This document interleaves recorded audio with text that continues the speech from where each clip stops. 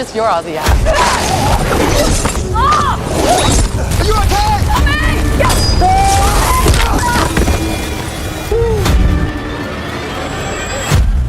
Here. I'm suggesting that you argue. We're just trying to be honest.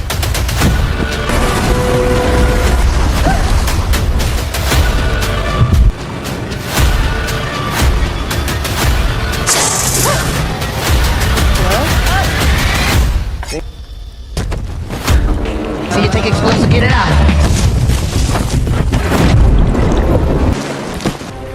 Are you gonna catch?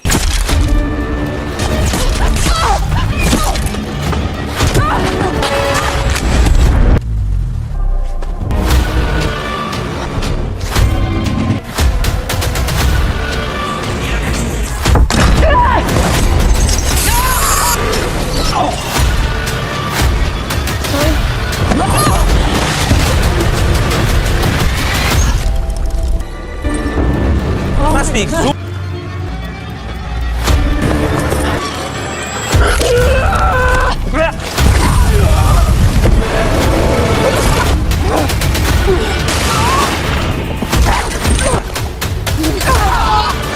You broke my leg!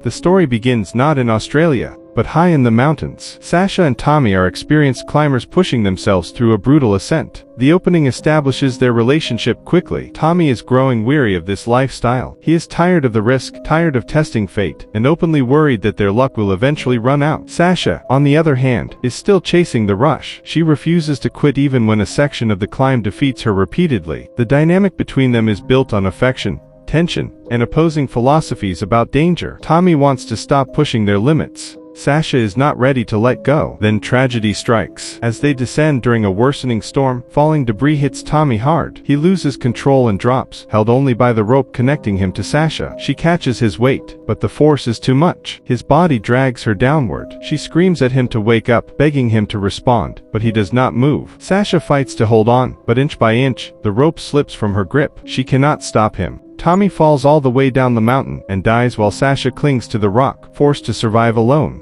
5 months later, Sasha is in Australia. She drives toward a remote canyon campsite, still carrying Tommy's compass with her. The trip is not random. Australia is where Tommy was from, and Sasha has come here to process what she lost. When she arrives at the ranger's office, the officer warns her that many people who entered that wilderness never came back. He clearly thinks she should not go in alone, but Sasha has already made up her mind. She signs in and continues with her plan. Shortly after, she stops at a small supermarket. Inside, a man greets her casually. Sasha tries to move away, but he starts following her through the store. One of his friends joins him, and soon the two men corner her near the checkout counter. Their behavior is uncomfortable and threatening. Another man at the counter notices what is happening. He steps in and tells the men that Sasha probably already has everything she needs. The men finally leave her alone. The stranger apologizes for their behavior, and Sasha ends up buying a packet of his beef jerky before leaving. Outside, she struggles to understand her map. The same helpful man approaches and offers directions. He suggests starting from Blackstone Bay, and tells her about a nearby camping spot that is usually quiet because not many people know it exists. Sasha takes his advice and begins her journey. By evening, she reaches a lake and sets up camp beside the water. She keeps pepper spray close just in case. Unfortunately, the men from the supermarket arrive there too. They are hunters traveling as a group.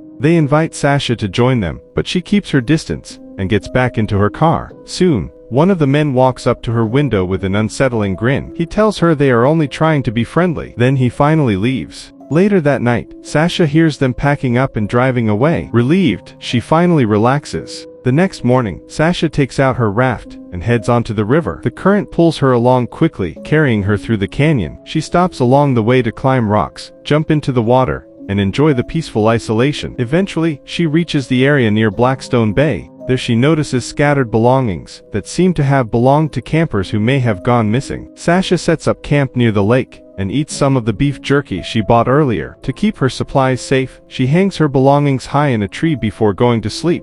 But when she wakes the next morning and steps outside, her bag is gone. As if that is not bad enough, she discovers a snake inside her tent. With no better option, Sasha gets back on her raft and continues farther down the water. Soon she comes across a small camp that looks like someone is currently staying there. She searches around and eventually finds the person living there. To her surprise, it is the polite man from the supermarket. Both of them are glad to see a familiar face. He introduces himself as Ben, and Sasha tells him her name. Ben asks whether she is enjoying the trip. Sasha explains that something stole her bag during the night and her phone, and food were inside it. Ben says it was probably wombats. He adds that he always brings twice as many supplies as he needs, so he can share some of his own. Sasha thanks him, and Ben asks if she is hungry. He offers her some fish. At first, she politely refuses, but he insists, so she sits down. Ben starts preparing the fish while they talk. He notices that she tried his beef jerky, which is called Janos. Sasha asks why he named it that, and Ben explains that it was named after his mother. He then shows Sasha how he collects fresh water from trees and lets her drink some. Sasha asks where he is originally from. Ben tells her his mother brought him to Australia when he was a child. Sasha guesses that he must be from Britain. Ben laughs and admits she is right. He studies her for a moment and guesses that she is a mountain climber. Sasha tells him she is finished with climbing. Ben assumes it must be because of a breakup. He imagines that she used to climb with her partner. They separated,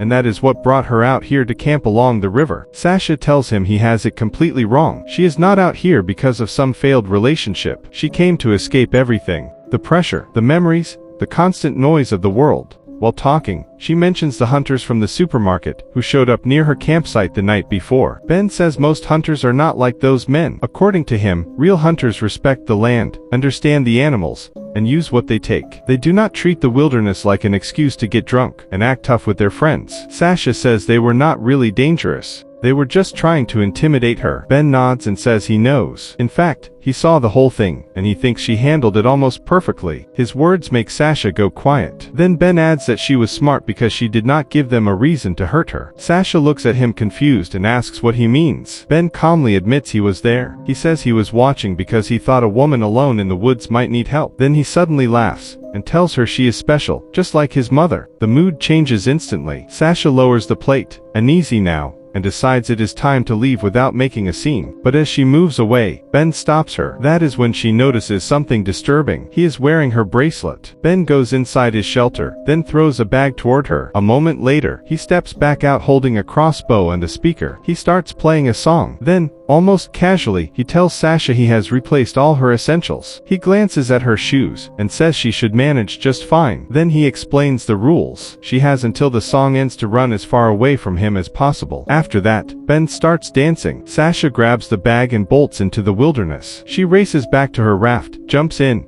and paddles hard into the river. Behind her, the song slowly fades into the distance. Then Ben starts running too. The river carries Sasha toward a waterfall. She goes over the edge and crashes into the water below, striking her head beneath the surface. The impact separates her from the raft. Dazed and panicked, she fights her way to shore and pulls herself out, but she cannot stop. She runs again, pushing through the thick jungle and scrambling up rocks. Then she hears voices. It sounds like people talking nearby. Desperate, Sasha climbs toward the sound and calls out for help. But when she reaches it, she realizes the voices are coming from a phone playing a video. On the screen is a missing family cheerfully saying hello to Ben. Before Sasha can fully process what that means, an arrow slams into the rock near her. She looks up and sees Ben standing above the cliff. He has found her. Sasha runs again. She tears through the jungle as Ben follows, firing arrows from different angles. The chase becomes relentless. Sasha keeps moving, ducking, and sprinting through trees while arrows cut through the air around her. She manages to get farther ahead, but then one arrow pierces straight through her bag. The force throws her off balance, and she tumbles over the edge of a cliff. She rolls violently down the slope until she crashes into the river below. Gasping, she lifts her head above the water and tries to swim against the current, but the canyon water is too powerful. It drags her through the narrow passage until she finally reaches a calmer stretch. Sasha pulls herself onto land, exhausted and soaked.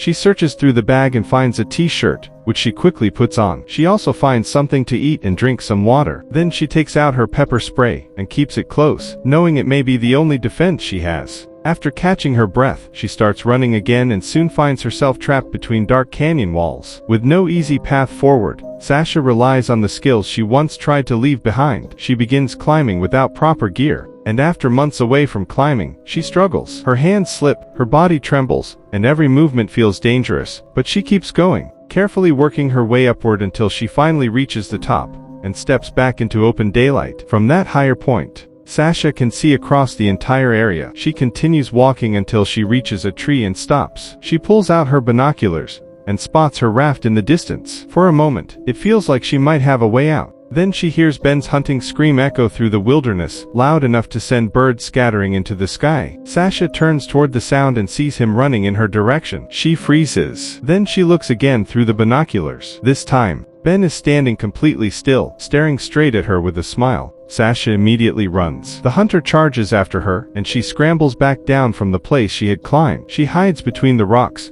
trying to stay out of sight. Holding herself still is difficult, but she forces herself not to move. Ben reaches the area and looks down, searching for her. Sasha is just outside his line of sight. After a tense moment, he moves on. Only when she is sure he is gone does Sasha quietly crawl out of her hiding place. She takes off through the jungle again. Eventually, she reaches a place where music is playing. She raises the binoculars and sees the raft. Nearby, Ben is preparing to dive into the water. Seeing this as her best chance, Sasha decides to risk it. She slips into the water as quietly as possible and swims toward the raft. Inch by inch, she reaches it without being noticed. She tries to untie the knot holding it in place, but it will not come loose. With no time to waste, she decides to pull the whole anchor free. She dives down trying to uproot it from below, but there is a trap hidden underwater. It snaps onto her leg. Sasha screams, and the sound instantly alerts Ben. He quickly rushes toward her. Sasha manages to get to the shore and tries to free herself, but when she sees Ben running straight at her, she has no choice. She dives back into the water. Ben grabs the chain and starts pulling her toward him. Just as he gets close, Sasha sprays him in the face with the pepper spray. He recoils in pain, and Sasha immediately tries to loosen the chain from her trapped leg, but it is stuck against the rock. Meanwhile, Ben stumbles into the river, washing his burning eyes in the water. Sasha notices the crossbow resting just beyond the rock. For one brief second, it looks like she might be able to grab it. But before she can reach it, Ben yanks the chain hard and pulls her back toward him. He drags her close, and this time, before Sasha can reach for the pepper spray again, Ben takes control of the crossbow himself. He points it at her and tells her to throw the spray away. Sasha has no choice. She tosses it aside. Ben kicks it farther out of reach, then slowly moves toward her trapped leg. He crouches near the underwater snare and removes it from her ankle. Once she is free, he orders her to stand. Sasha looks at him, shaken and furious, and asks if this is some kind of game to him. Ben calmly tells her it is not a game. It is a ritual. Later, Sasha is back inside Ben's shelter, tied tightly by both her wrists and ankles. While she struggles in the darkness, Ben wanders through the jungle, gathering fruit. When he returns, he offers her one and tries to feed it to her as if nothing about the situation is disturbing. Then he asks whether she dislikes being tied up. Sasha stares at him and tells him there is something deeply wrong with him. Ben reminds her that he gave her a choice earlier, the easy way or the hard way. That night, rain falls outside while Sasha remains trapped in the same place. Ben sits at a distance, watching her quietly. He begins talking about rituals again, saying they matter because they remind people who they truly are. Then he asks whether she has ever heard of tribes that file their teeth into sharp points. The next morning, Sasha is on a boat with him. Her hands are still bound, and she asks where he is taking her. Ben says he will explain later. Sasha, trying to loosen her restraints, asks if he is not going to explain the rules this time. Instead, Ben tells her he found her name in the ranger's register and looked her up. He knows about Tommy. He knows Sasha's climbing partner died in the mountains. Sasha says it was just a tragic accident, but Ben pushes back. He says the reports describe Tommy as an experienced climber, and to him,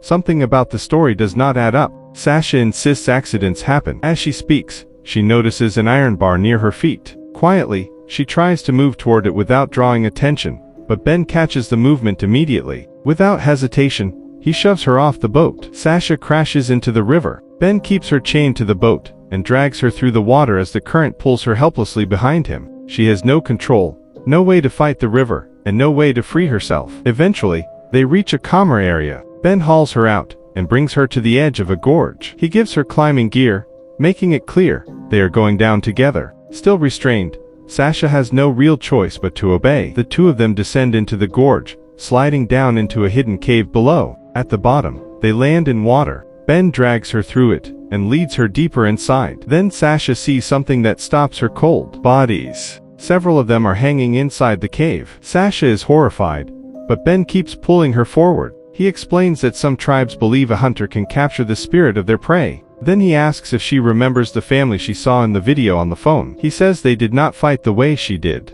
As Sasha looks around, the full nightmare becomes clear. Ben has been hunting people in this wilderness for some time. Nearby, she sees packets of beef jerky. Then she understands the jerky is not what she thought it was. Sasha panics and tries to get away, but Ben drags her into a corner. His voice becomes strangely quiet as he asks whether she really thinks something is wrong with him. Terrified, Sasha chooses her words carefully. She tells him she thinks many people must have hurt him. She says she is sorry for everything that happened to him, trying to reach whatever human part might still exist inside him. Then Ben puts his fingers into his mouth and removes his fake teeth. Underneath them are his real teeth, sharpened into terrifying points. He takes Sasha's hand and places it near his mouth, letting her feel how close he is to biting her. But then he lets go. A moment later, he runs off, leaving her alone in the cave. Sasha quickly starts looking around. Among the disturbing things in the shelter, she notices a photograph that appears to show Ben's mother. Before she can do much else, Ben returns and drags her to another spot. He hangs her up by her wrists,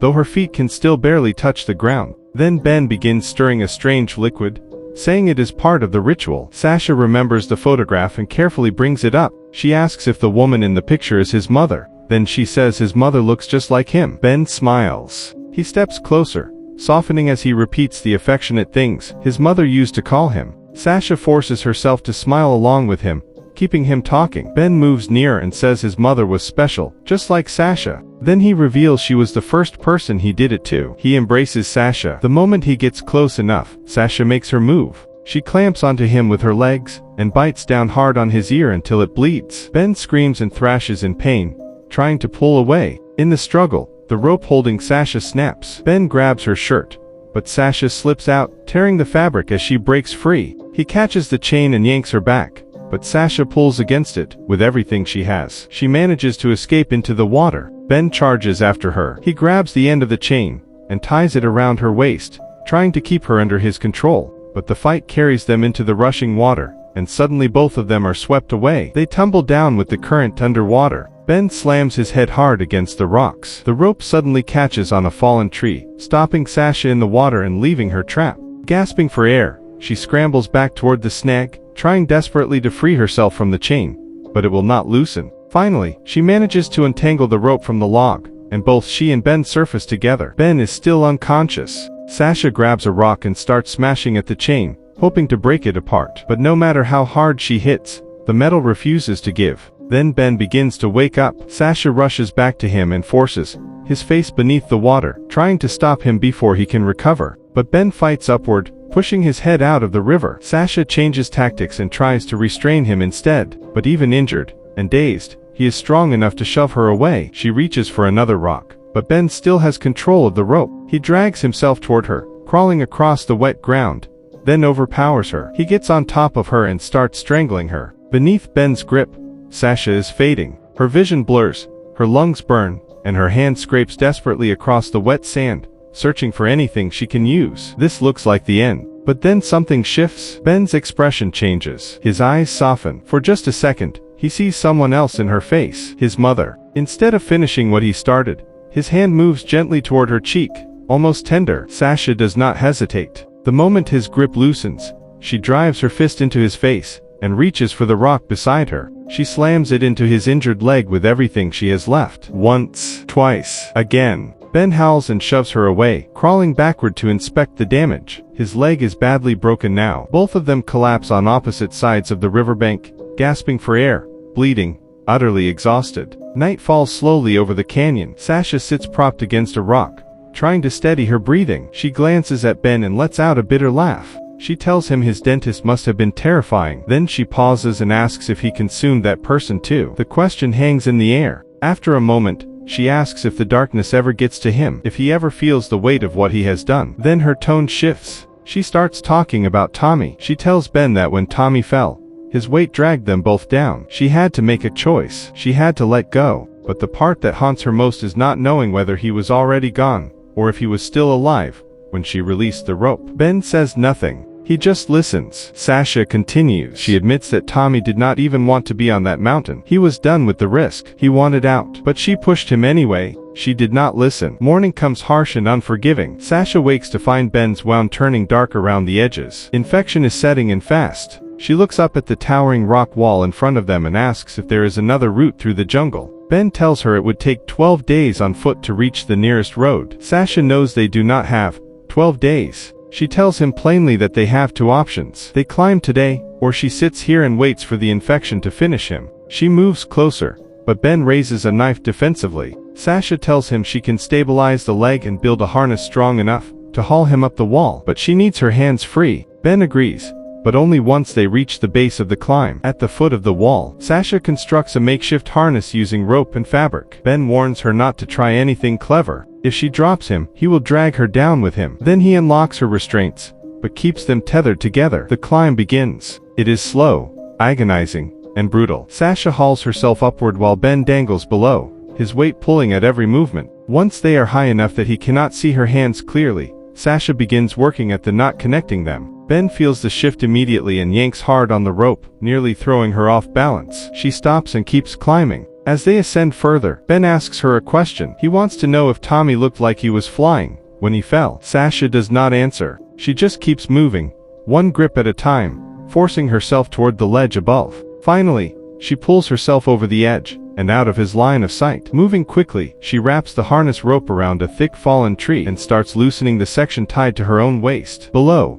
Ben realizes what is happening. He screams threats and pulls violently on the rope, trying to drag her back down. Sasha braces herself against the log. The harder he pulls, the more the knot around her body loosens. Then it gives. She slips free. For a moment, she stands there looking down at him. Then she walks to the tree and unties the rope holding the harness. Ben falls. The drop is long and final, but Sasha is not done yet. She still has to finish the climb. The upper section of the wall stretches above her, steep and unforgiving. She has no rope now, no harness, no safety, just raw will and whatever strength her battered body has left. Her feet are torn and bleeding, but she moves anyway. Hand over hand, inch by inch, she forces herself upward. At one point, her foot slips and she is left hanging by her fingertips. For a terrifying moment, it feels like she might join Ben at the bottom, but she does not let go. She pulls, she climbs, she survives. When she finally drags herself over the top, she collapses onto solid ground,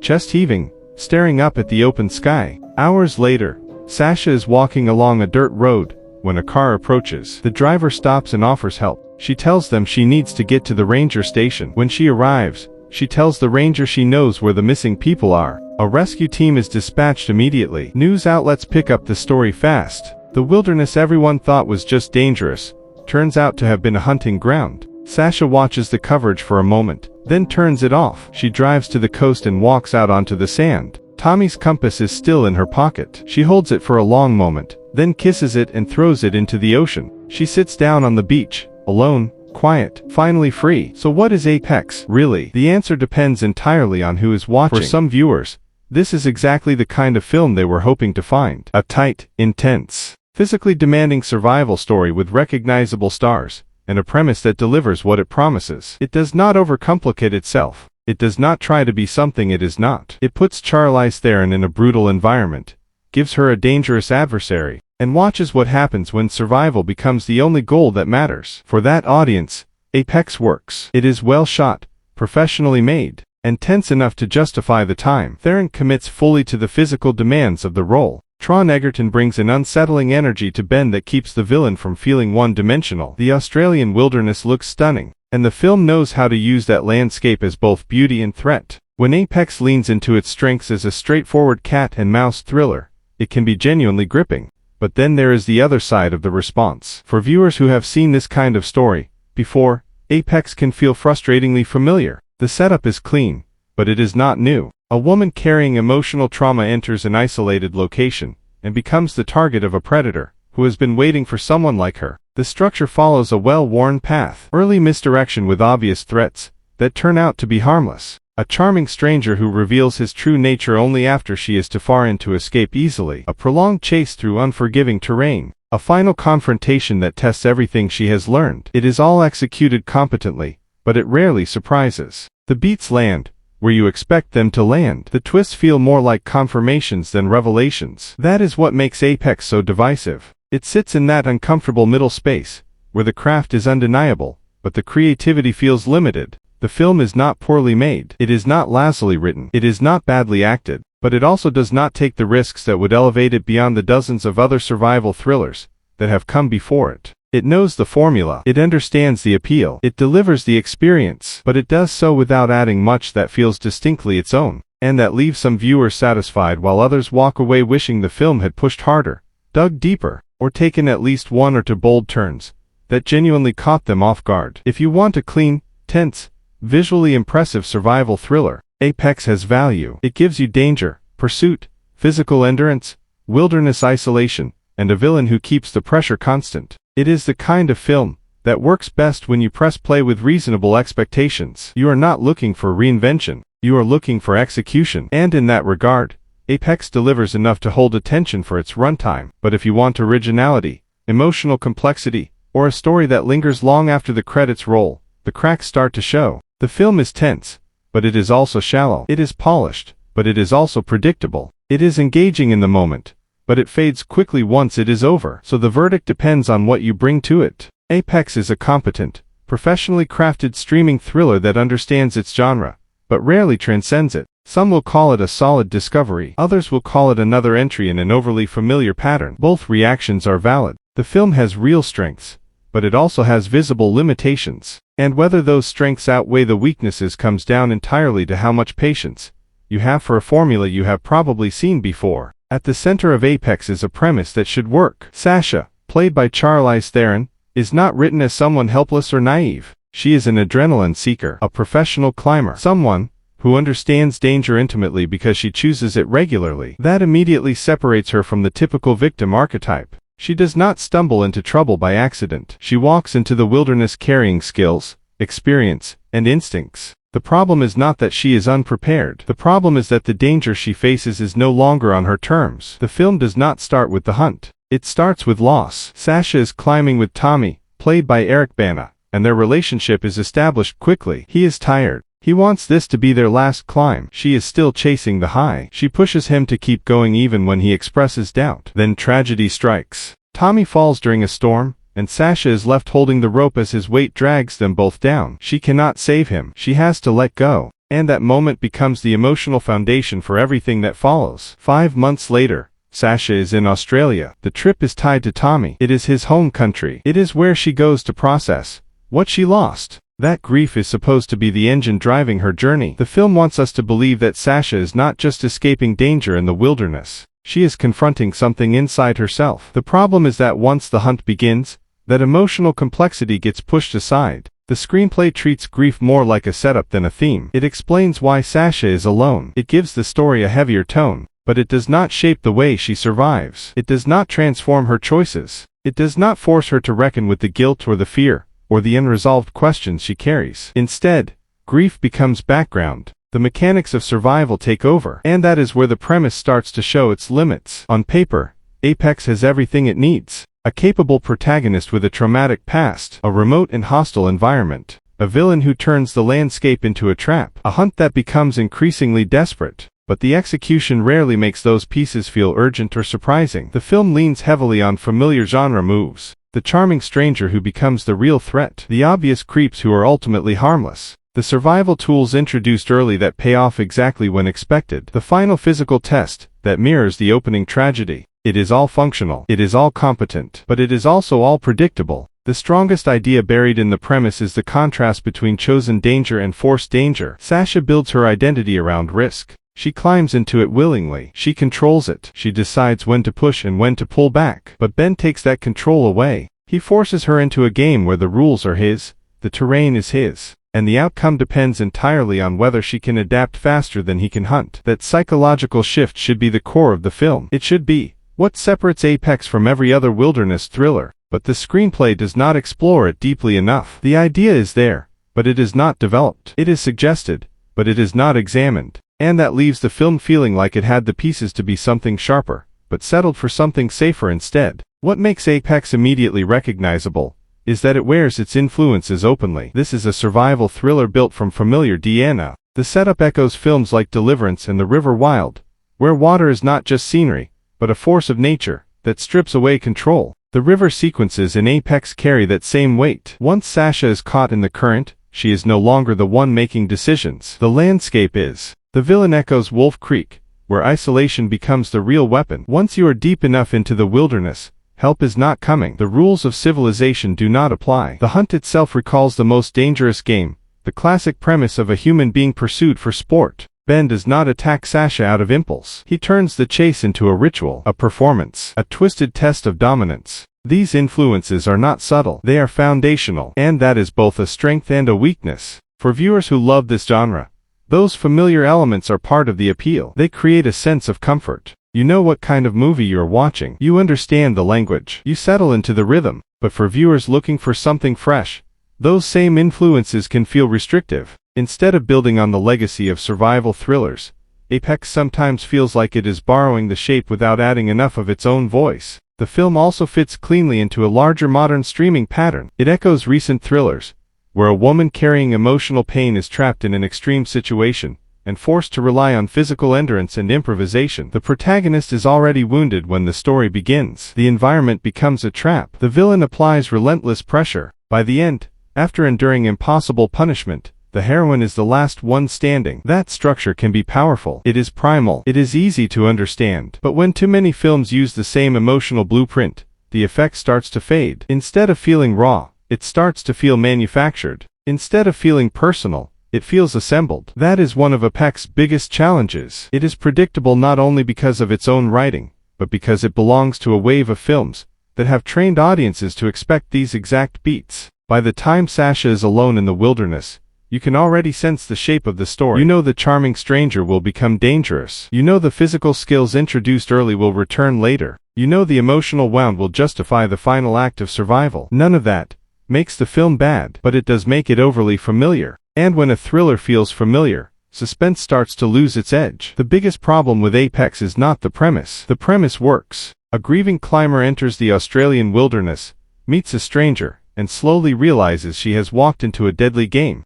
That is a strong foundation for a survival film. It has isolation, danger, physical stakes, and a protagonist capable enough to fight back. On paper, that is more than enough to build something tense and memorable. The problem is that Apex rarely makes that setup feel new. From the beginning, the film telegraphs its moves. You can feel the screenplay planting pieces in front of you and waiting for you to notice them. When Sasha struggles with a specific section of the climb early on, it does not feel like a natural character moment. It feels like a marker. The film is quietly telling you this will matter later. And sure enough, it does. Exactly when expected. Exactly how expected. That kind of structure is not inherently flawed. Thrillers depend on setup and payoff. Survival films especially rely on early details becoming crucial later. But the best examples of the genre hide that machinery. They let the audience connect the dots just late enough to feel clever. Apex does not always manage that. Instead, many of its turns feel like they are moving along a track that was laid down long before the story started. The creepy locals appear. The charming guy becomes dangerous. The wilderness turns into a battlefield. The heroine is pushed to impossible limits. The villain keeps finding her whenever the plot needs him to. The final challenge arrives,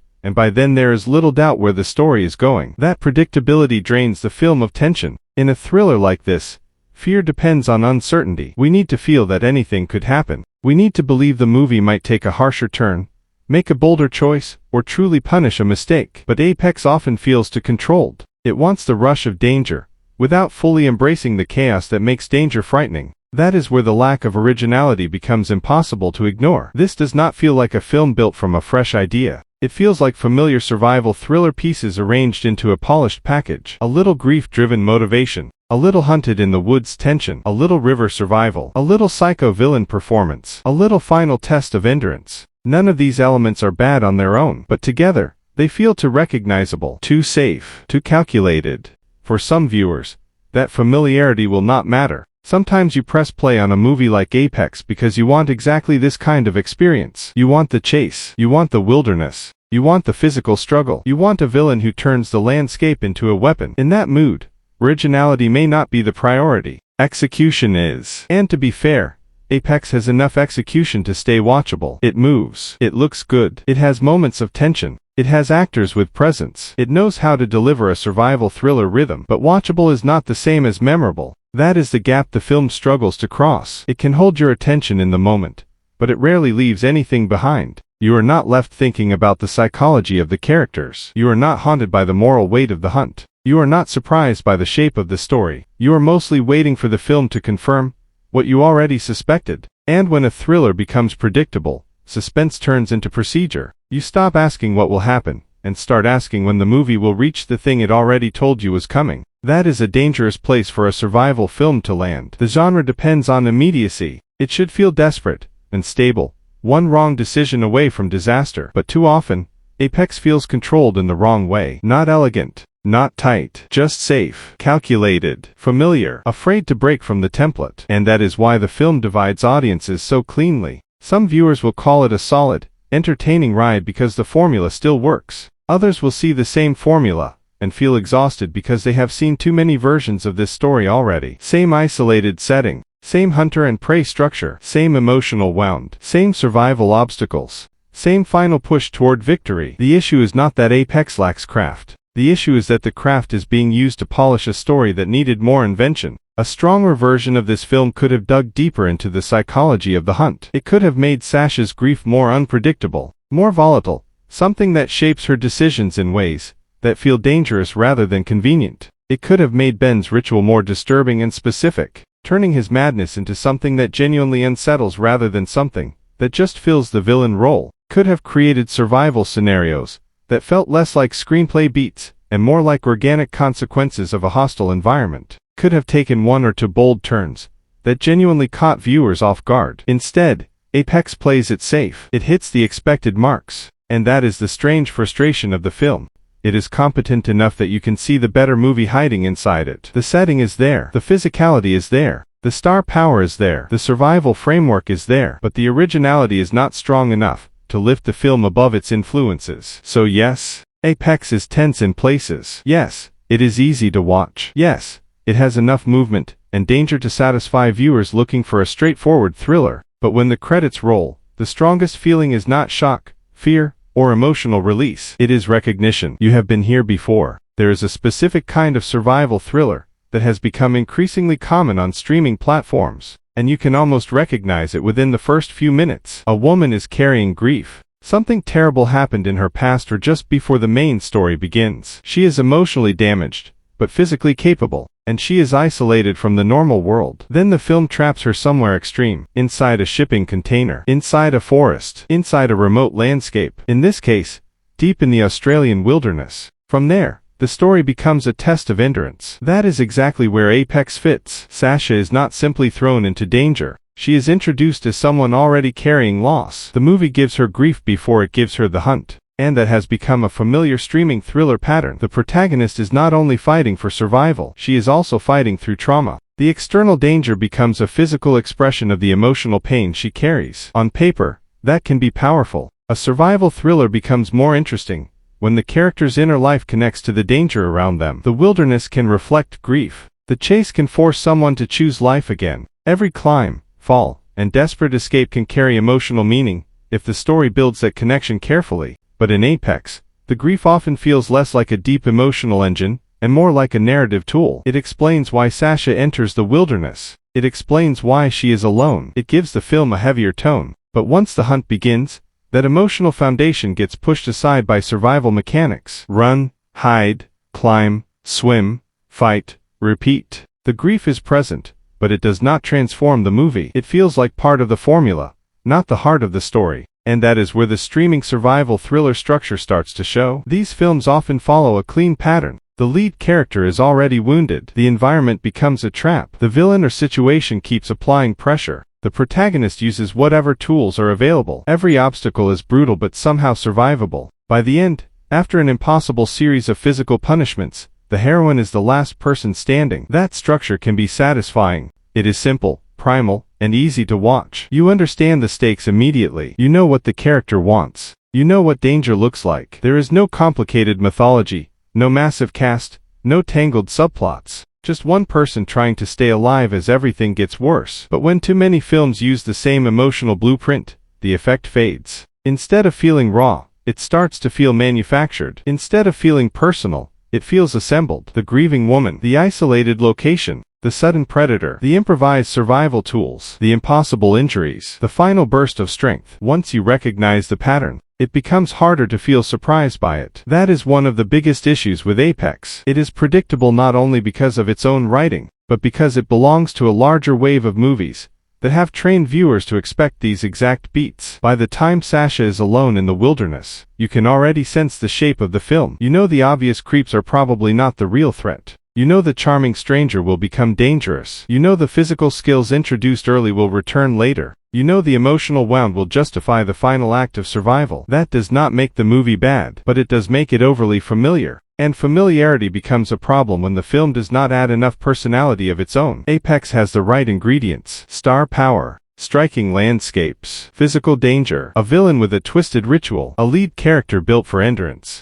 Yet the structure around those ingredients feels too much like a streaming thriller checklist. Give the lead trauma. Put her somewhere remote. Make the environment beautiful but deadly. Introduce a charming man who becomes a predator. Force her through escalating physical trials. End with survival as emotional rebirth. Again, that formula can work. It has worked before, but it needs freshness. It needs sharper psychology, stranger choices, stronger character writing, or a more unpredictable threat. Without that, the film becomes less of an experience and more of a product. Polished, efficient, easy to consume, but easy to forget. That is the strange thing about Apex. It has the shape of a gripping survival thriller. It has the look of one. It even has moments where the tension clicks, and the formula does exactly what it should. You feel the chase. You feel the isolation. You feel the wilderness closing in around Sasha. But you also feel the template. You feel the movie following a route already marked by other streaming survival stories. And once that happens, the danger loses some of its bite. The film wants to feel primal,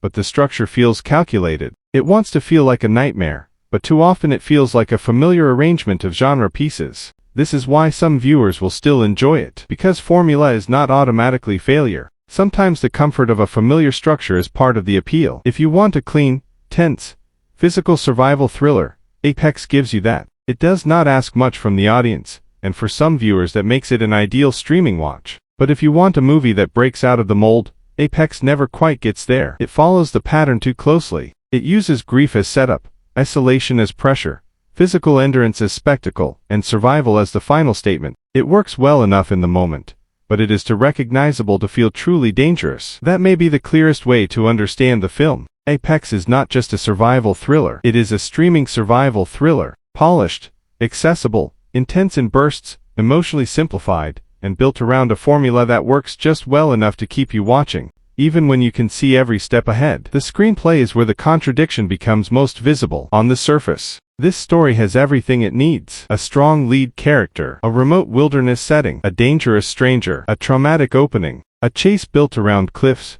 rivers, traps, and survival instinct. These are clean thriller ingredients, and the film knows how to arrange them in a way that keeps the momentum alive. But arrangement is not depth. The script understands the shape of a survival thriller, but it does not always know how to make that shape feel urgent, fresh, or emotionally dangerous. It gives us the pieces, the setup, the pursuit, the moments where Sasha has to push through pain and exhaustion, but too often, the writing moves from one expected beat to the next instead of discovering something unpredictable inside the story. That is why Apex can be entertaining and underwhelming at the same time. The screenplay is functional. It is not broken. It does not collapse under its own logic. Keeps the story moving, keeps the conflict clear, and gives the actors enough material to hold the screen. In a basic streaming thriller sense, it does its job. You know who is being hunted. You know who is hunting her. You know the goal: survive. But the script rarely pushes beyond that. There is a thinness to the writing that becomes more noticeable as the film goes on. Sasha's emotional state is introduced,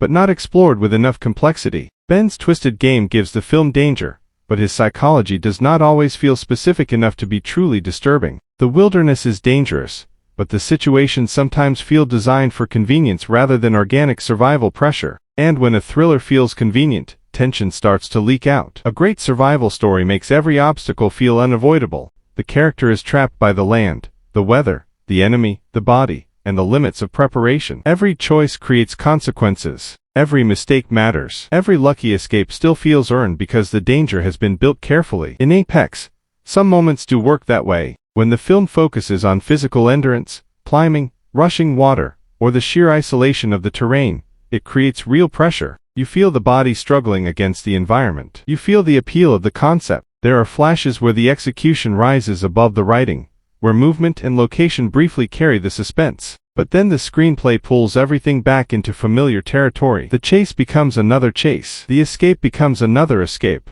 The villain appears where he needs to appear. The survival challenge lands exactly when the story requires one. Instead of building a truly escalating nightmare, the film sometimes feels like it is checking off thriller requirements. That is the difference between momentum and intensity. Apex often has momentum. It moves forward, gives the audience something to watch, and rarely sits still for too long. But intensity requires more than movement. It comes from uncertainty, character investment, and danger that feels specific and personal. That is where the screenplay struggles. The film wants Sasha's journey to feel like more than physical survival, but the writing does not consistently give her the emotional architecture to support that. Her grief matters to the premise, yet once the hunt begins, it fades behind the mechanics of action. Her skills matter to the survival story, but the script often uses them in predictable ways. Her struggle is visually clear, but emotionally it could have cut deeper. The same problem applies to Ben. He is a strong villain concept. Charming, unstable, ritualistic, and dangerous. He should feel like a psychological trap,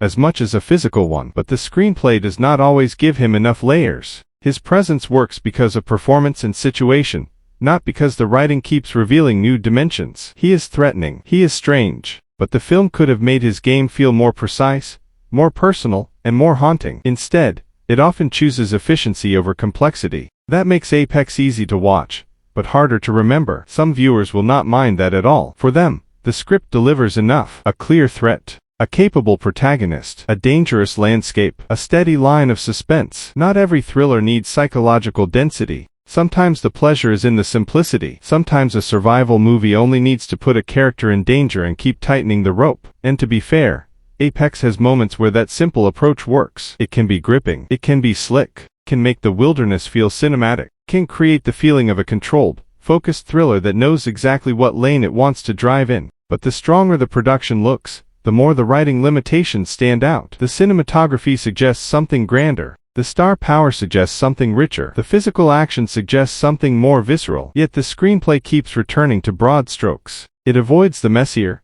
stranger, more uncomfortable possibilities that could have made the film genuinely distinctive. That is why the story execution feels uneven. At its best, Apex is a lean, entertaining survival thriller with enough craft to hold attention. At its weakest, it feels like a polished outline of a better movie. The setup is there, but the emotional payoff is limited. The danger is there, but the surprise is limited. The villain is there, but the psychology is limited. The wilderness is there, but the survival logic is sometimes too convenient. The result is a film that works better moment to moment than as a complete experience. You can enjoy individual scenes. You can appreciate the physicality. You can admire the scenery. You can be pulled along by the chase. But when you step back and look at the screenplay as a whole, it becomes clear that Apex is not lacking ingredients. It is lacking invention. The story is sturdy enough to carry the movie across the finish line, but not sharp enough to make that finish feel powerful. It delivers a ride, but not a revelation. It creates suspense, but not enough consequence. It gives us survival,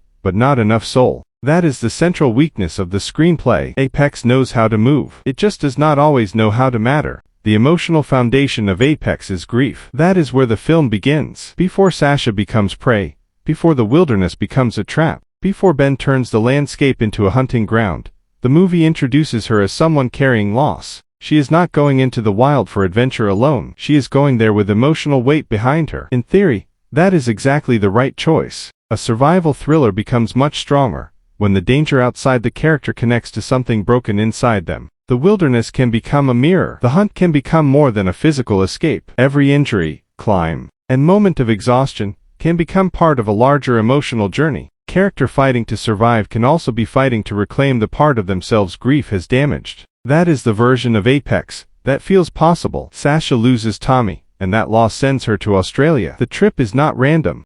It is tied to him, to memory, to mourning, and to the need to face something alone. She is already a climber, already someone who understands risk. But grief changes the meaning of risk. What used to be thrill-seeking now carries a darker shadow. Is she testing herself? Punishing herself? Running from the pain? Trying to feel close to someone she lost? These are the questions the film could have used to deepen her. But Apex does not spend enough time inside those questions. Sasha's grief is present but not fully explored. It gives the film its opening wound. It gives her a reason to leave. It gives the story a serious emotional tone. But once the hunt begins, grief starts to feel less like the soul of the movie, and more like a device that pushes the plot forward. That is where the character writing becomes thin. The film tells us Sasha is in pain, but it does not always make that pain feel specific. It shows us the tragedy, but does not build enough emotional detail around what Tommy meant to her beyond his immediate function in the story. His death matters because it gets Sasha to the next phase of the movie, but the relationship itself does not linger with enough weight to shape everything that follows. And that matters because survival thrillers need more than survival. If all we know is that the character wants to live, the story can still work on a basic level. Survival is primal. It is easy to understand. But if we also know what the character is living with, what they are afraid to face, what memory haunts them, and what guilt or regret drives them, every escape becomes stronger. Every moment of endurance carries emotional weight. With Sasha, the film only goes part of the way. She is physically defined far more clearly than emotionally. We understand that she is tough. She can climb. She handles pressure. She can endure pain, rapids, terrain, and pursuit. But her inner life is less developed. The movie gives us the outline of trauma, without filling in the texture. That is why some emotional beats do not land as hard as they should. The film wants Sasha's survival to feel like transformation, but transformation needs depth at the starting point. We need to feel the difference between who she was before the hunt and who she becomes after it. We need grief to shape her choices, not just explain her location. We need the wilderness to force emotional confrontation, not only physical escape. Instead, Apex often treats grief as setup. It is why she is alone, why she travels, and why the movie can frame her ordeal as more than random violence. But after that, the screenplay becomes far more interested in movement than reflection. The chase takes over, and Sasha's emotional wound becomes background noise behind the mechanics of the thriller. That does not ruin the movie, but it limits it. Charlize Theron is playing a character who should have layers. An adrenaline seeker, a grieving friend, a survivor, a woman used to choosing danger who suddenly has danger chosen for her. That is a strong psychological contrast. Sasha's identity could have been built around control. She controls the climb. She controls the risk. She controls how close she gets to death. Then Ben takes that control away. That should be the emotional core of the film. Not just can Sasha survive, but what happens when someone who lives by controlled danger is thrown into uncontrolled terror. That idea is buried inside the premise, but the script does not dig deep enough. The same thinness affects the side characters. Tommy's presence matters, but it is brief. Eric Bana brings familiarity and weight just by appearing, yet the role does not have enough space to become more than a catalyst. He exists mainly to create the loss that sends Sasha into the wilderness. Once that function is complete, the film moves on. Ben is also shaped more by concept than complexity. He is the charming threat, the predator, the man who turns survival into ritual. That works on the thriller surface, but stronger writing could have made his obsession far more disturbing. His game could have revealed more about Sasha, more about him, and more about the dynamic between hunter and hunted. Instead, the characters often feel like pieces inside a survival machine. Sasha is the survivor. Ben is the hunter. Tommy is the loss. The locals are obstacles or misdirection. The emotional architecture is simple, maybe too simple for a film that wants to feel intense and psychological. And that simplicity is what separates a solid thriller from a memorable one. A solid thriller keeps you watching with danger. A memorable thriller makes you care why the danger matters. It turns the body into a battlefield, and the mind into another one. It makes every wound connect to something deeper than pain. It makes survival feel like revelation. Apex gets close to that idea, but does not fully earn it. There are moments where Sasha's physical fight hints at an emotional one. Her struggle through the wilderness suggests someone being forced to choose life after loss. Her endurance carries the shape of a character trying not to be consumed by what happened before, but the film rarely slows down enough to let those ideas breathe. Because of that, the grief remains useful rather than profound. It gives the movie a serious starting point. It gives Sasha a reason to enter the story. It gives the survival journey an implied emotional charge. But it never becomes the powerful inner engine it could have been. That is the frustration. The film has a character who should be emotionally fascinating, but the writing keeps her mostly on the surface. It has a tragedy that should echo through every scene, but often functions like a doorway into the action. It has a wilderness that could have become a psychological landscape, but mostly remains a physical arena. So when Apex works, it works as a chase. When it falls short as a character study. Sasha survives the wilderness, but the film never fully explores the person underneath the survival. That is why the emotional side of Apex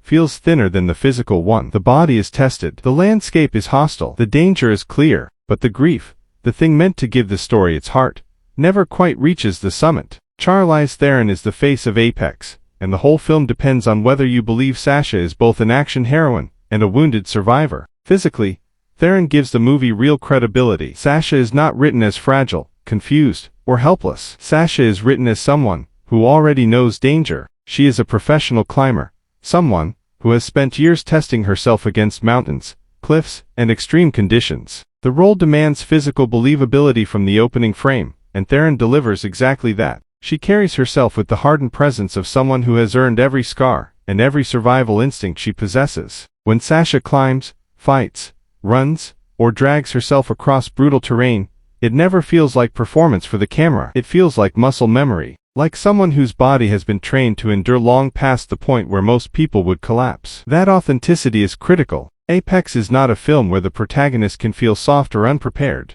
Sasha has to be credible as an action figure from the start, or the entire survival framework collapses. Theron understands that requirement completely. She has built a career on roles that demand both physical intensity and emotional complexity, and here she leans hard into the former. The film asks her to carry entire sequences through movement alone, without the safety net of dialogue to explain what she is feeling or thinking. She has to communicate exhaustion, fear, determination, and pain through posture, breathing, and the way her body responds to the environment. And for the most part, she succeeds. You feel the weight of the ordeal on her. You see the toll the wilderness takes. Even when the screenplay gives her thin material to work with, Theron fills the gaps with sheer commitment. That physical credibility is one of the film's clearest assets. Audiences came to see Charlize Theron thrown into a brutal survival scenario, and the movie gives them exactly that. She looks like she is genuinely suffering. She looks like someone who will not quit even when quitting seems like the only rational option.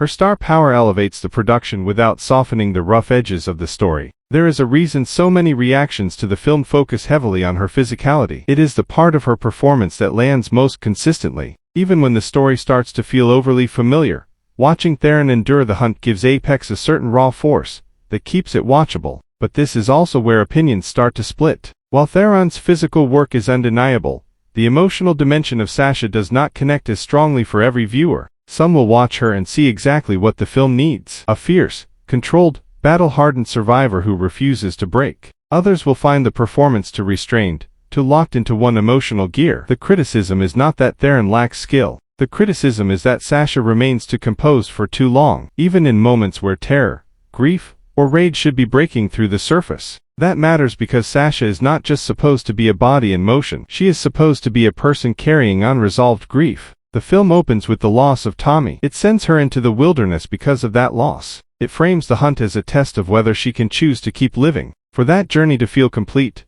we need to see the emotional fracture beneath the physical endurance. At times, Theron gives us strength more clearly than vulnerability. Sasha's expression can feel locked into survival mode. Focused, hardened, contained. That works in certain scenes. She is an experienced adventurer, someone trained to stay calm under extreme pressure. But when that control never fully cracks, it flattens the emotional temperature of the film. Fear, pain, grief, and panic are emotions that need to rise and fall. They need moments where they overwhelm the toughness and force their way to the surface. For some viewers, those moments do not break through strongly enough, and that becomes especially noticeable when placed beside Taron Egerton's far more expressive performance as Ben. The villain is volatile, theatrical, unpredictable. He reacts visibly to every shift in the game. He seems to relish the chaos he creates. So when Sasha remains emotionally steady for extended stretches, the balance between hunter and hunted can tilt in an unexpected direction. The villain starts to feel like the more alive presence on screen. That is a risky imbalance for a survival thriller. The audience should never lose emotional connection with the person being hunted.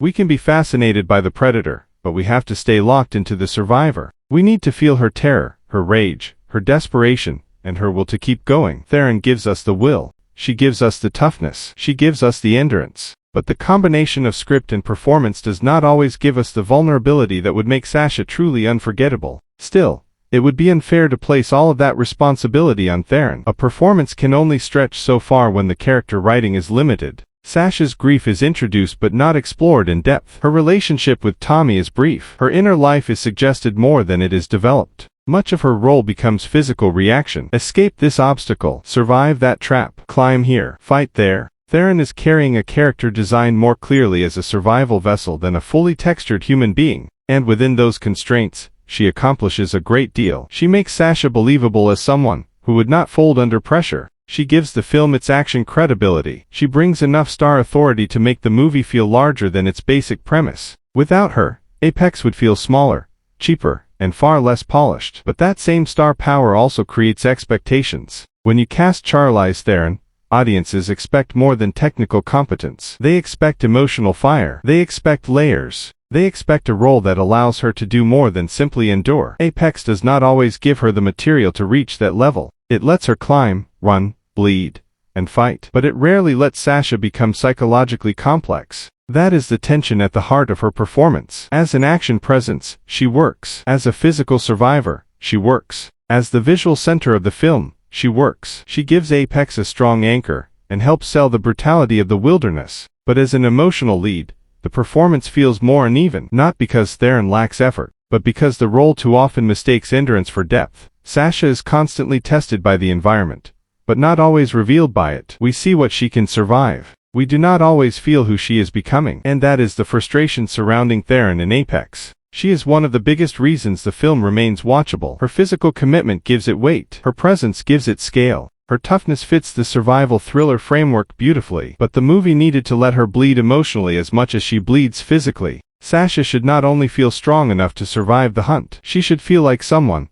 whose soul is being dragged through it. If Taron provides the physical anchor, Taron Egerton provides the unstable pulse. Ben is the character who transforms the film from wilderness drama into survival nightmare. At first, he does not announce himself as the monster. That misdirection is crucial. In a story like this, the villain has to feel believable before he becomes dangerous. He has to seem like someone Sasha might speak to, briefly trust, or at least underestimate. Egerton understands that dynamic completely. He does not play Ben as pure menace from the opening second. He lets him appear controlled, approachable, maybe a little odd around the edges, but not immediately threatening. That false charm is where the performance finds its first layer of danger. Ben is not frightening because he looks like a killer the moment he appears. He is frightening because he knows exactly how not to look like one. Once the mask drops, Ben becomes the engine driving the film forward. He is not just chasing Sasha, he is performing the hunt. He treats the wilderness like a stage, and Sasha like a participant in a ritual that already exists inside his twisted mind. There is something deeply theatrical about him, something self-aware and disturbing. He wants control. He wants fear. He wants the game to carry meaning, even if that meaning exists only within his own fractured logic. Egerton leans hard into that instability. His performance injects energy into a film that sometimes risks becoming too controlled and methodical. When Ben is on screen, the temperature shifts. He can be unsettling, strange, cruel, amused, and oddly magnetic. He gives the story a sense of unpredictability that the screenplay itself does not always provide. Even when the plot follows familiar beats, Egerton keeps Ben alive in the moment. That is why many viewers are likely to come away seeing him as the standout. He gives the movie flavor. He gives it threat. He gives it the uncomfortable spark that a thriller villain needs to leave an impression. Ben is not the most deeply written antagonist on the page, but Egerton plays him with enough force that you feel the potential of what the character could have been. He makes you watch him closely. He makes you wonder what expression will cross his face next, what line he will deliver, what strange shift his mood might take. And in a survival thriller, that matters. The hunter cannot simply be a body moving through the woods. He has to become pressure. He has to feel like an idea invading the protagonist's space. Ben's presence changes the meaning of the landscape. Before him, the wilderness is dangerous because it is remote, rugged, and unpredictable. After him, the wilderness becomes intentional. The trees, rivers, cliffs, and isolation all start to feel like extensions of his trap. That is the strongest quality Egerton brings to the role, the sense that Ben enjoys controlling the rules of the game. He is not improvising out of panic. He is not simply reacting. He feels like someone who has imagined this scenario, prepared for, and now takes genuine pleasure in watching another person suffer inside his carefully constructed design. That makes him more than a random psychopath in the woods. It makes him the twisted architect of Sasha's nightmare. But the performance also exposes one of the film's underlying weaknesses. Egerton is doing more than the writing gives him room to explore. Ben is a strong villain concept, but the screenplay does not always deepen him beyond that initial concept. He has menace,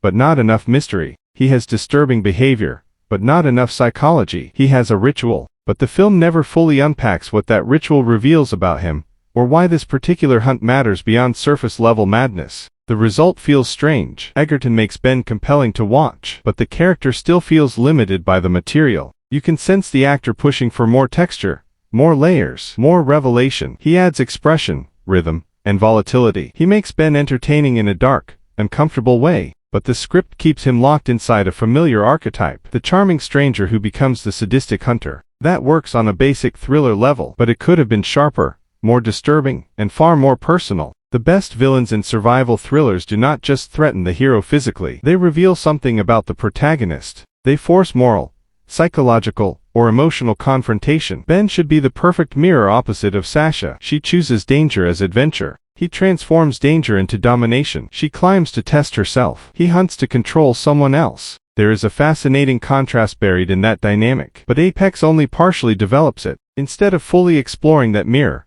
the film often relies on Ben as an external threat.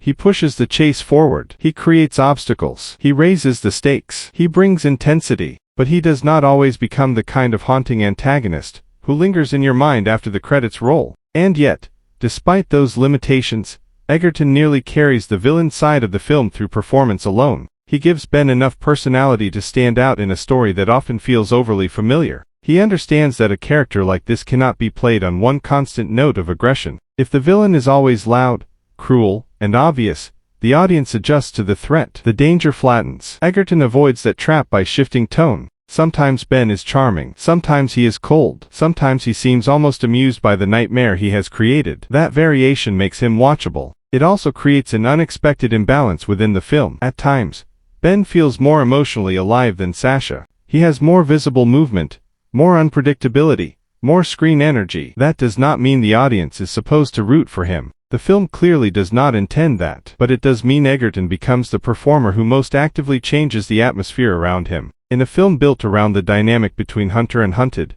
that imbalance is impossible to ignore. Apex needs Ben to be frightening, but it also needs Sasha to remain the emotional center. When Ben becomes the most interesting presence in every scene, the film gains energy but loses some moral clarity. The villain becomes fascinating while the heroine risks feeling underwritten. That is not Egerton's fault. In fact, it is partly a compliment to how much he brings to the role. Still, not every reaction to his performance will be positive. Some viewers may feel his menace remains to surface level.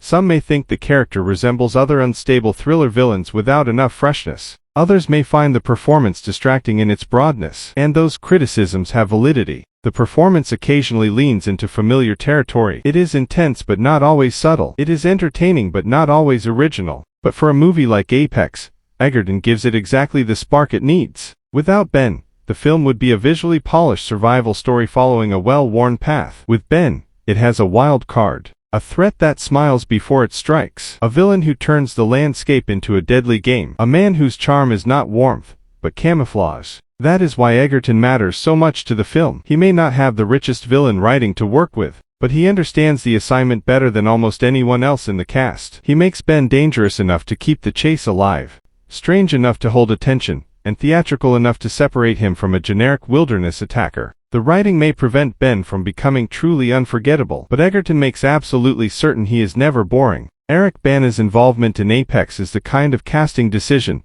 that immediately raises expectations. The moment his name appears in the credits, audiences assume he will play a significant role. Bana is not an actor you bring into a project casually. He carries weight, recognition, and a grounded presence that can anchor a scene instantly. And because Apex is set in Australia, his casting feels like it should add an extra layer of authenticity. He could have helped root the film in its location. He could have brought local texture and cultural specificity. He could have served as more than just a recognizable face in the opening act. But that is not how the film uses him. Bana plays Tommy, Sasha's climbing partner, and his function within the story is straightforward. He exists to create the emotional wound, that sends Sasha into the wilderness. He belongs to the prologue. He gives the opening tragedy recognizable weight. His death becomes the catalyst that drives Sasha to Australia. And once that narrative function is complete, the film moves on without him. That is the problem. Tommy is important to the plot, but he is not given enough space to become important to the audience. Structurally,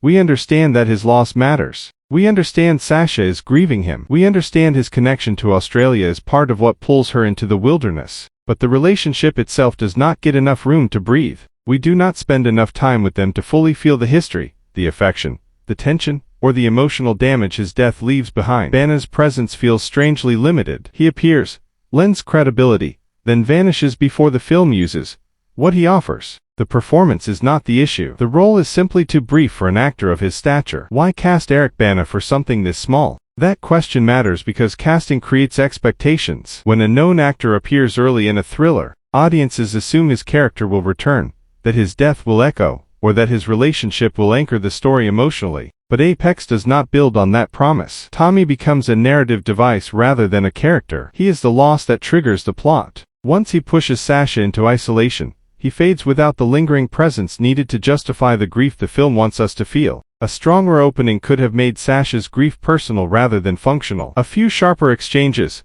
clearer history, unresolved tension. One moment showing why losing him breaks her. Then Tommy would haunt the story instead of simply starting it. This connects to how the film uses star power. Apex has major names, Taron, Egerton, Bana, suggesting character weight and emotional complexity, but it uses them more as marketing than dramatic tools. Taron gets the physical showcase. Egerton gets villain energy. Bana gets the brief catalyst. Tommy could have been the emotional contrast to Ben, one tied to care and memory, the other to control and violence. That contrast could have strengthened the film. Instead, Bana's underoos becomes another example of Anu's potential. He brings recognition, but the film does not reward it with substance. The strongest version of Apex is the pure cat-and-mouse thriller. Once Sasha realizes Ben is dangerous, everything else falls away behind one question: can she survive? That visceral pressure is where survival thrillers thrive. A chase through the wilderness is inherently cinematic.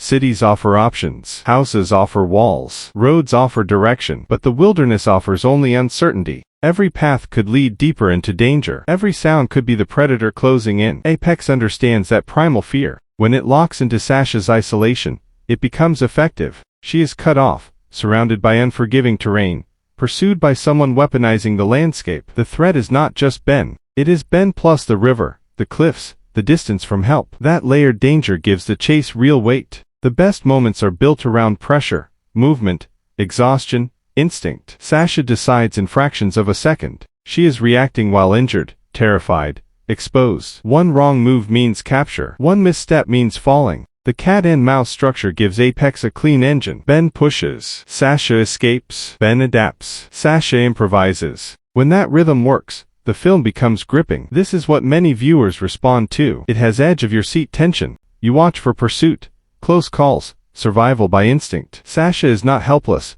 which makes the chase dynamic. She has skill, endurance, understanding of risk. The question is whether her abilities are enough when danger is no longer voluntary. Sasha built her identity around controlled danger. Ben strips that control away. That shift gives the chase meaning. Still, suspense does not work for everyone. Some find it tense throughout. Others feel it never fully ignites. Apex gets atmosphere right but struggles with mechanics. Ben appears too easily. Sasha survives too neatly. The chase can feel staged. Obstacles arrive because the script needs them, not because the environment creates them. A cat-and-mouse thriller depends on trust. We must believe both characters make choices in a real situation. The hunter should feel clever, not script-informed. The survivor should feel resourceful, not protected. When escapes feel arranged, danger feels less dangerous. Apex occasionally falls into that trap. The logic feels too clean. The chase excites in concept but lacks raw chaos in execution. At its best, Apex makes you feel panic in unforgiving terrain. River scenes, climbing, physical exhaustion, these tighten effectively. At its weakest, it moves through pre-planned checkpoints. Run here, hide there, repeat. Repetition dulls suspense. A survival thriller needs escalation. Each stage should feel worse, not just different scenery around the same rhythm. Apex has tension to stay engaging, but not enough variation to surprise. It knows how to chase but not always how to shock. Yet the cat-and-mouse element remains a strength. Being hunted is primal, immediate, physical. Keep moving, stay hidden, survive the next minute. Apex taps into that fear. It may not perfect it, but when stripped to Sasha versus Ben, body versus terrain, it becomes what it wants to be. A tense chase where every breath feels borrowed. Pacing creates to viewing experiences. Some see exactly what a lean thriller should be. Quick, direct, constantly pushing forward. Once danger begins, there is little wasted space. That feels efficient. But for others, efficiency feels like thinness. The film moves quickly but rarely pauses for emotional weight. It prioritizes momentum over depth, sidelining character development for the next action beat. This connects to underused characters like Tommy. Apex introduces people who could add richness, then moves past them. The film focuses so hard on the hunt it never invests in the human world around it. That works in lean thrillers but limits personality. The best survival films understand the world before the hunt matters. Without texture, the hunt feels less rooted. Apex gives striking environments but not believable community. Suspicious figures but not nuance. Local color that feels painted on rather than lived in. For casual viewers, this may not matter, but for those watching world building, the weakness shows. Side characters help determine whether settings feel real, or just genre playgrounds. In Apex, too many feel like the latter. Is this strong streaming content or could it work theatrically? Apex feels designed for streaming. Compact, direct, easy to understand. Charlize Theron enters wilderness. Taron Egerton turns dangerous. The chase begins. That is clickable. It has stars, a simple concept, enough action for tense entertainment. In that sense, it works as subscription-worthy content. It does not demand excessive investment. It gives you tension,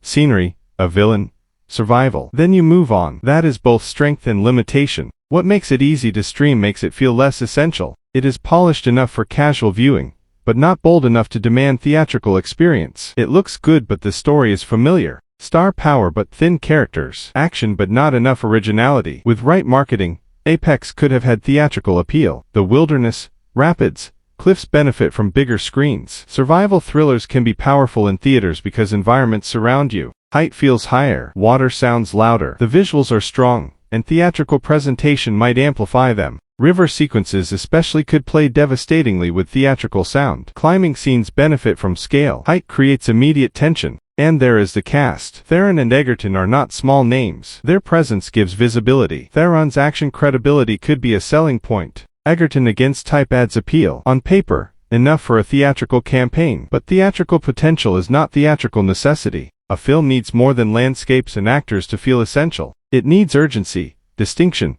the sense this experience will be stronger, shared in a theater. Apex has fragments but not enough. Its story is too familiar to feel like an event. Streaming may be its natural home. As a streaming discovery, it feels like a pleasant surprise. Polished, strong visuals, sustained tension, but theatrically, weaknesses would feel bigger. Predictability harder to forgive. Thin writing more glaring. Streaming changes standards. At home, Apex does not need to be unforgettable. It needs to engage for its runtime. Be better than scrolling. Deliver solid experience. Many viewers find it clears that bar, but good for streaming can mean not good enough to matter beyond that. Apex feels built to be consumed rather than remembered. Clean genre entertainment but not lasting impact. That is the gap between streaming value and theatrical power. Streaming is convenience and immediate engagement. Theatrical is scale, impact, memory. Apex delivers the former more than the latter. The final verdict is complicated. Some will call it a solid surprise. Tense, polished, with action, scenery, star power. They will see Theron fighting through wilderness, Egerton bringing villain energy, landscape giving scale. For them, Apex works. Straightforward thriller. One woman,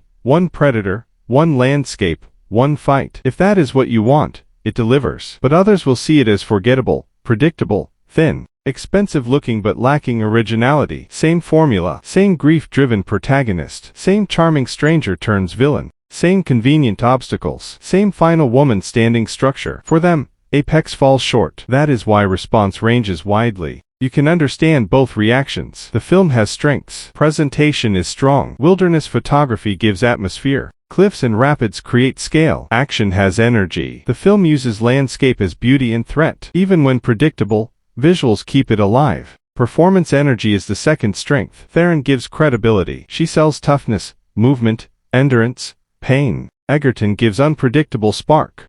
Ben is not deeply written, but Egerton brings menace, charm, instability. But weaknesses are equally clear. Script leans on formula. Character development is thin. Grief works as plot device, not emotional core. Bana feels underused. Local authenticity is uneven. Realism issues pull viewers out. Survival logic bends toward convenience. For a suspense film, too many beats are visible early. Final judgment depends on what you want. If you want clean, tense, visually polished, streaming thriller without excessive investment, Apex is worth watching. Momentum keeps you engaged. Physical danger creates decent rush. Star presence makes it feel bigger than generic survival films. Works best with tempered expectations. Press play for atmosphere, action, scenery, simple survival fight. But if you want originality, emotional depth, harsh realism, or a thriller that lingers, Apex will disappoint. It does not reinvent the genre, does not escape influences, does not earn emotional weight it reaches for. Despite its title,